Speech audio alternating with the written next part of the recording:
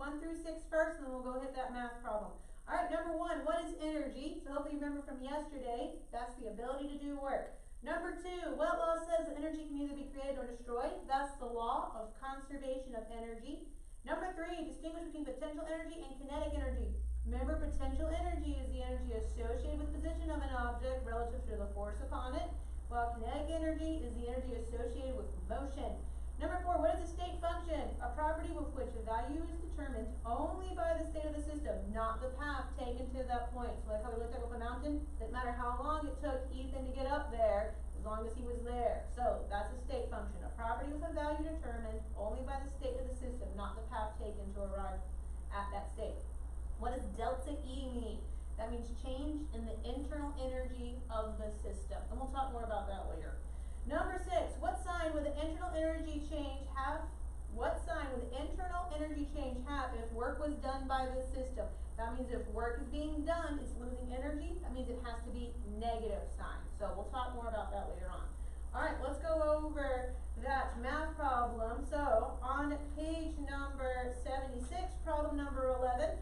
So octane, one of the major components of gasoline, burns in air according to the following reaction. And then it gave it to you. Write a balance equation for this reaction. I went ahead and wrote the balance one. So hopefully this one wasn't too tricky, but it was a good review over balancing. So the answer comes out to two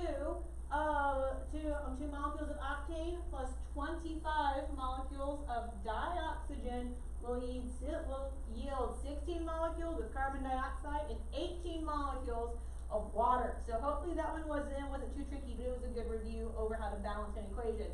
All right, letter B now. What volume of dioxygen at STP is needed to burn 702 grams of octane?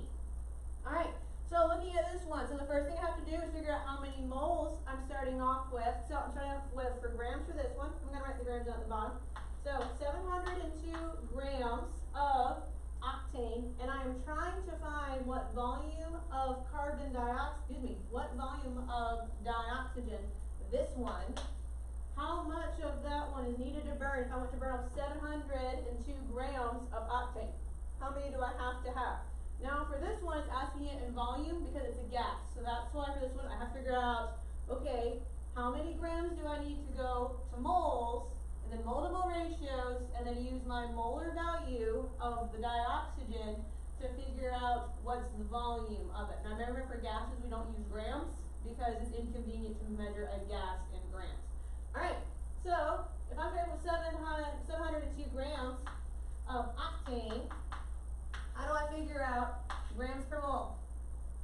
Right, use the periodic table. So hopefully you figured out for this one that the octane, CH18, that one has a molar mass of 114.224. Now, if you round it to just 4 sig figs because you realize, okay, I'm going to end with 4 sig figs, that's fine, but just make sure that you're not rounding too early. So 114.224. So that's where that value comes from. Now, that'll give me 1 mole of octane.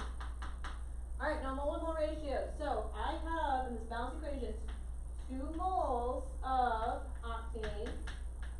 And so that means for every 2 moles, I'm going to get 25 moles of oxygen, dioxygen technically for it.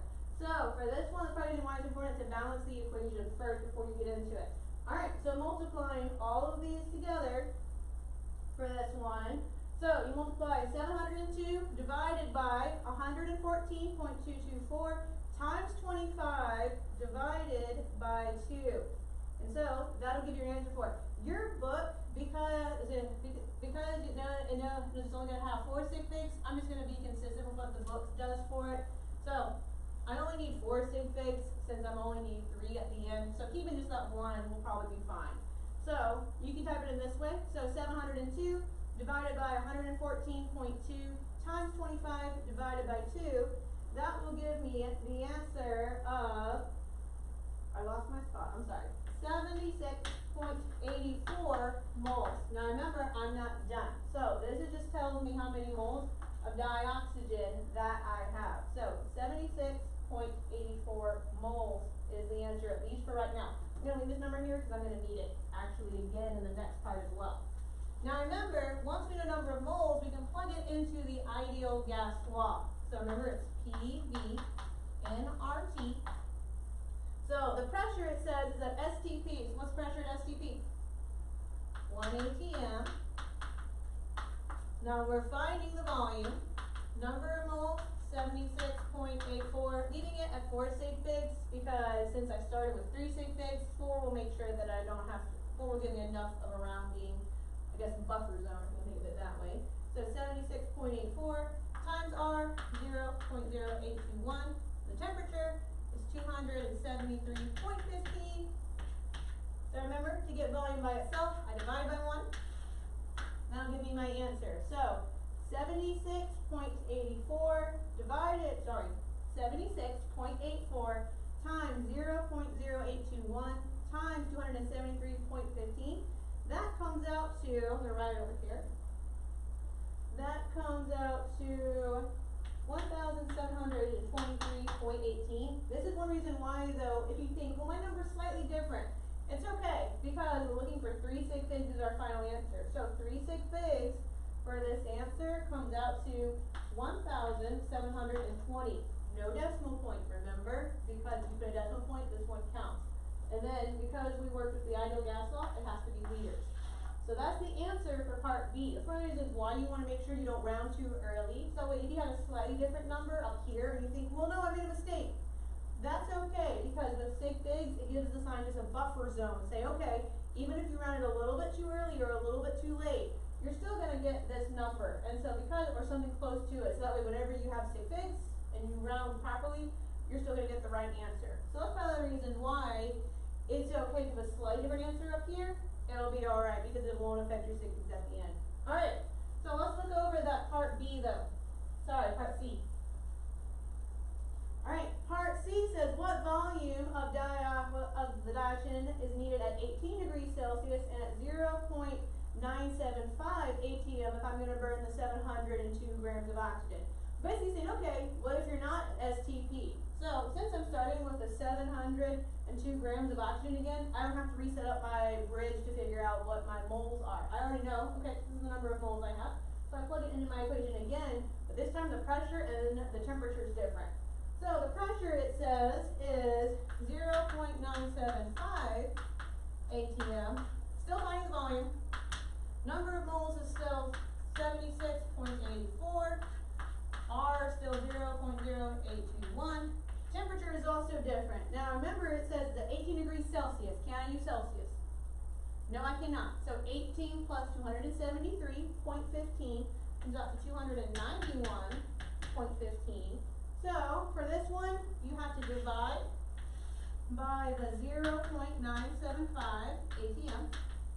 That way they cancel out. We worked with them with just being 1. So now we actually have a value down here. So 76.84 times 0.0821 times 291.15 divided by 0.975. So that'll give you your final answer for it. The answer comes out to 1,883.83. So again, for this answer, I want to round to 3 sig figs as well. So 1,880.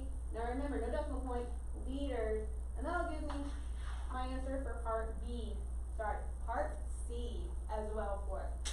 All right. So we're actually going to stop over and swap over to the Abeka videos because I want y'all to watch one of the labs. So if you remember, we didn't do lab 6 or lab 9 yet. So we're going to jump back and we're going to finish up lab 6 so you can go ahead and get that quiz grade from it. So lab 6, make sure that you follow along in your report sheet. It's observations. This should be really straightforward. So make sure that you're following along and paying attention. The report sheet's due Monday. So make sure that you're filling out the entire thing. So take your time and make sure that you do it properly. Don't rush. Alright, so in the Abeka videos, you want to log into it and you want to watch lesson 21. You can fast forward in the beginning portion where he's going over the homework because that's not the homework that we've done. And you can skip the homework at the end. Make sure you watch lab 6. So make a note for that one. That's the video that you want to watch. draw. So lab 6 and lesson number 21. Alright, so that's it for your homework. So the only homework is the lab. Make sure you have it done though by Monday, because that's due Monday.